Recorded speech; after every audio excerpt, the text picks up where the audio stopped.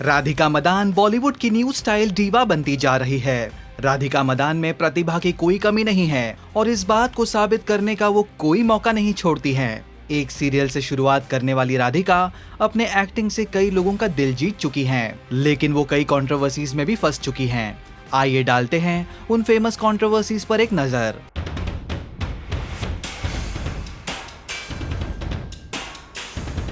Troll for risky black top.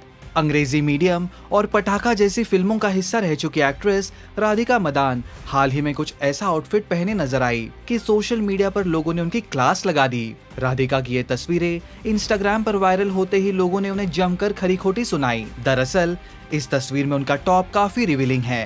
Radhika को paparazzi ने सनी कौशल के साथ स्पॉट किया और उनकी तस्वीरें खींची थी। ट्रोलिंग का सामना करने के बाद रिप्लाई करते हुए राधिका मदान ने मुंह तोड़ जवाब देते हुए कहा था, अगर सच कहूँ तो मैंने उस दौरान ट्रोल्स के बारे में कुछ नहीं सोचा। मैं जो पहनती हूँ उससे प्यार करती हूँ। इसके बारे में मैं कोई ओपिनियन पसंद नहीं करती। उन्होंने आगे कहा, ये मेरी बॉडी है। जिस आउटफिट में मैं कंफर्टेबल महसूस करती हूँ वो पहनती हूँ। कोई दूसरा मुझे ये नहीं बताएगा कि मुझे क्या पहनना है और क्या नहीं, या मुझे कैसा दिखना है। Suggested for surgery. राधिका के लिए बॉलीवुड का सफर आसान नहीं रहा। अपनी एक्टिंग के साथ ही राधिका की स्टाइल भी काबिले तारीफ है। राधिका सोशल मीडिया पर भी अपने प्रशंसकों को निराश नहीं करती हैं। वो अपने लुक्स के साथ कुछ न कुछ बदलाव करके सब कुछ चौंका देती है। हाल ही में राधिका ने बताया कि किस तरह उन्हें निश्चित शेप और साइज के लिए कहा गया था। यही नहीं, उन्हें सर्जरी की भी सलाह दी गई थी। रिपोर्ट्स के मुताबिक राधिका ने अपने संघर्षों को बयां करते हुए कहा था, एक बच्चे के तौर पर मैं अपनी दुनिया में अपनी चीजें करते हुए बहुत खुश थी। मैंने ऑडिशन देना शुरू किया, लेकिन मुझे रिजेक्शन का सामना करना पड़ा। मुझे बताया कि मुझे एक निश्चित शेप और साइज की जरूरत है, मुझे सर्जरी की जरूरत है, लेकिन मुझे तो मैं बहुत सही लगती हूँ। ये कौन लोग हैं जो मुझे बताते हैं कि मैं सुंदर नहीं हूँ? लेकिन लगभग 1.5 साल तक मुझे काम नहीं मिला। राधिका और नेपोटिज्म का मुद्दा इंडस्ट्री में हमेशा उठता आ रहा है। राधिका मदान ने भी इस पर अपनी राय रखी थी। राधिका ने बताया था कि किस तरह से उन्हें बॉलीवुड में काम के लिए संघर्ष करना पड़ा।